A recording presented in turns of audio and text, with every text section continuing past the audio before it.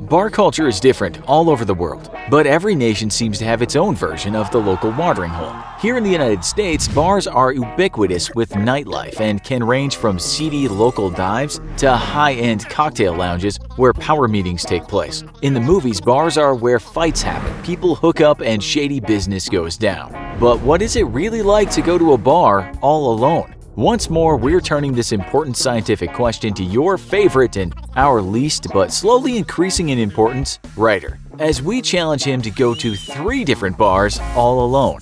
Day 1. Okay, so this is definitely a different type of challenge. I read and reread my email, even asked for a confirmation, and yep, it seems I'm just supposed to go to a bar all alone and record my evening. I was expecting a twist because, let's face it, there's always a twist, but everything seems normal. I don't have to go dressed as a woman, I don't have to go wearing my pants on my head and my shirt on my legs, and I don't have to go and drink the strongest liquor in the world and see what happens. All perfectly plausible things one should expect whenever the infographics show presents them with a new challenge to undertake. Instead, I just have to go to 3 different bars and record my observations and experiences. And I have to go all alone, of course. I've never really been a bar guy, and I don't drink much in my regular life. The one exception is when me, the girlfriend, and our mutual friends do a night out in Koreatown here in Los Angeles and do our best to drink all the soju currently stocked at every karaoke bar we come across. If you've never drank soju before, it's basically rice liquor that's sort of like vodka but incredibly smooth.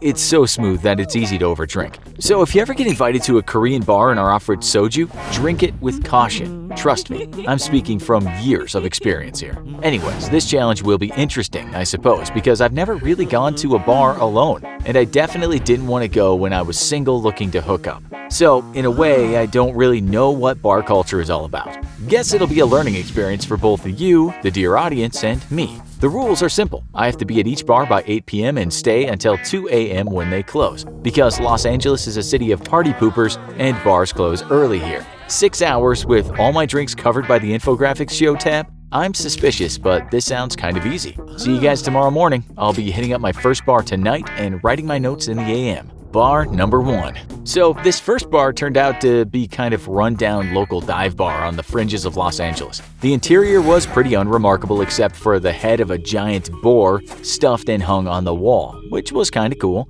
There was a jukebox, yes, a real live jukebox, 2 pool tables, and a bunch of tables to sit on, as well as the bar itself. No booths though, and it looked like the floor was only swept once about every 3 months. Hygiene here was clearly not a priority, and I don't even want to talk about the biohazard zone that was the bathroom. I guess this is the kind of place that you picture criminal figures congregating in and doing shady business, or where fights break out and people get smashed over the head with beer bottles. To be honest, I was picturing my evening turning out a bit like Roadhouse, one of Patrick Swayze's greatest films. By the way, let's take a time out here to say if you've never seen Roadhouse, you need to seriously rethink your life priorities. Anyways, my night was relatively uneventful, and sadly there was no Roadhouse-esque style brawls that broke out. One of the bartenders, an Australian girl by the name of Lucy, was friendly enough, but not in the fake flirty friendly that she was with all the regular customers. I guess being a new face made her curious about who I was and what I was doing there, and it makes sense she turns on the charm for the old-timers who she can pump for fat tips. Let's take another brief time out and have a serious word with the guys in the audience now.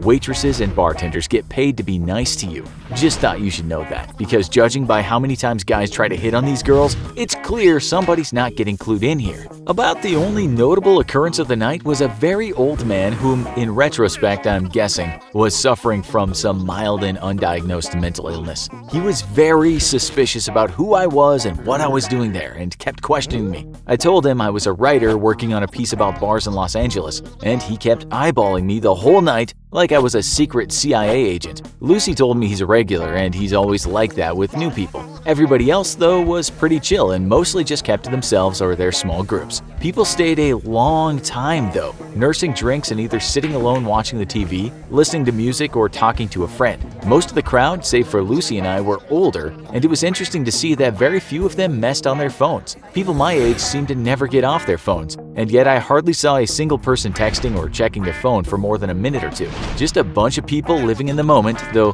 that moment was pretty much doing nothing. First night turned out to be pretty uneventful, and you know what? Local dive bars may seem seedy and have a bad reputation, but chill little spots like this can be kind of a nice place to unwind. Bar 2.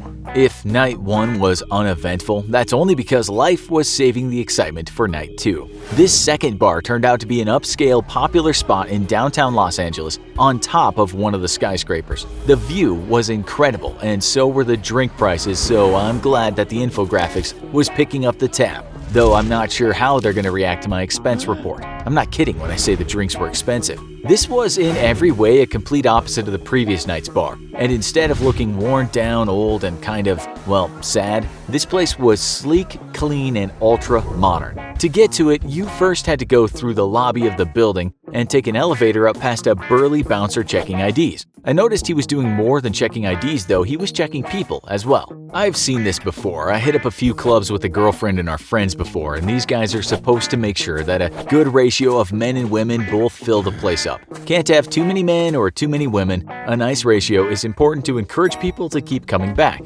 Typically, single guys are dead on arrival at these places though, so I was surprised when I got past the bouncer and got allowed up. Made me wonder if infographics had something to do with this, and just how far does their influence really go. At the top of the building, the view was incredible. I could see LA spread out in all directions like a giant carpet made of light. The bar had an interior section and an outdoor patio, so I decided I'd spend half the night in the indoors and the other half outdoors. At the main bar, there were 3 bartenders because the place was so busy, and I ordered a gin and tonic and immediately got offered a selection of gins that made my head spin. I didn't even know there were that many companies that made gin. I randomly named a brand and got my G&T and sat back alone to watch and observe. The place was full of pretty upscale people who were almost all, well, very good looking. Not gonna lie, it made me feel a little bit better that I got past the bouncer downstairs after realizing that. Most of all though, people looked like they had the money, and with $24 drinks, I guess they would need to in order to chill up here. It wasn't long, maybe 20 minutes or so, before a very beautiful girl approached me and sat down next to me. She ordered herself a drink and then began to make small talk. It took me a moment, but then it hit me like a Mack truck. This girl was a prostitute, or in these parts, better known as an escort. I knew it right away because years and years ago I used to work security on the Vegas Strip, and I got to know everything about how these women operate. Even had to arrest a few myself for getting violent. This time though, I was the John, and the experience was immediately surreal. I decided to play dumb and kind of go with it, and after all, this was part of the challenge, right? Because I know how escorts operate, I knew she would try to clinch the deal as fast as possible. For these women, time is money. But I knew that first she would try to observe me to see if I was even worth the trouble, and to make sure I wasn't law enforcement. We talked for a few minutes and she asked a lot about myself, which is of course part of the game. When they ask Johns about themselves, it makes them feel special and important. Then she asked if I was going to offer to buy her a drink, to which I said no, because I don't buy women's attention with drinks. She was shocked for a moment and then kind of laughed. I had meant it as a code to warn her that I wasn't going to pay for her services. But it's also true, even when I was single, the few times I did go to bars or clubs, I refused to buy women drinks, unless I had brought that person with me. We talked some more, and a surprising thing happened. She figured out I wasn't going to pay for her time, and that I was there for something else entirely. I spilled the beans about my job, and we talked for a half hour swapping stories. There's a lot of stereotypes about these kind of women, but it turns out they can be quite normal and friendly even. We said goodbye after a while because she did have a job to do after all, but I kept catching her eye as she hunted for potential Johns, and we'd both laugh. That would have been a great way to end the evening, an interesting experience with a bit of heartwarming ending. But of course, these challenge episodes are never that simple, are they? I feel like the infographics show has a deal with the devil somewhere, and this devil manipulates fate to put me in terrible and awkward positions every chance it can, for the sake of entertainment. So, around midnight, I decided to try the outdoors and immediately went back inside. Because it turns out that when you're thousands of feet up in the air and it's late at night, it's damn cold outside. I went back to the bar, and not long after I got back, another woman approached me. This one, however, was wearing a wedding ring, which immediately set off a new set of alarm bells. She asked if I'd like to buy her a drink, and of course, I refused again. Though this new woman didn't think it was as funny as the girl did earlier. Then I pointed out her wedding ring and asked if her husband would like to buy her that drink. She smiled at this and looked over her shoulder, then pointed out her husband sitting on the opposite end of the lounge by himself. It turns out that there's this whole secret nightlife culture in places like this, where single men go to bars and sit alone, and while typically they may be there to score a working girl, other guys are there to signal their interest and availability in something else entirely. To make a very long story short, this woman was there to score one of the guys, and the infographic show is a family-friendly show, so I'm just gonna say that her husband enjoys seeing his wife being very friendly with other men. I naturally declined and spent the rest of my night wishing the clock would move faster, though an hour later, it happened again. Okay, now I get it. This is why infographics picked this bar. Well played. Bar 3. I can't write much about Bar 3 because my night did not last very long at all. If Bar 2 was kind of crazy, Bar 3 was completely off the rails insane. This time I was off to the outskirts of Beverly Hills, and immediately I knew this night was going to be interesting. Turns out Bar 3 was a very popular drag bar. And let me be clear about this, there's a difference between a gay bar and a drag bar. Yes, drag bars feature men who dress up like very outlandish and over-the-top women. And while some are gay, not all are. Also, women dress in drag as well at these places. Some are straight, some are not. Drag bars are a chaotic, insane, extremely high energy, and kind of weirdly wonderful place, full of every different type of person you can think of. Immediately, I got snatched up by a group of queens who spotted me from a mile away, probably because I was dressed very normal in a place where most people had at least 30 minutes worth of hair and makeup work. I got pummeled with questions, and I spilled the beans about why I was there, because apparently I was sticking out like a sore thumb. They promised to take me under their wing, and you know what? I had an absolute blast.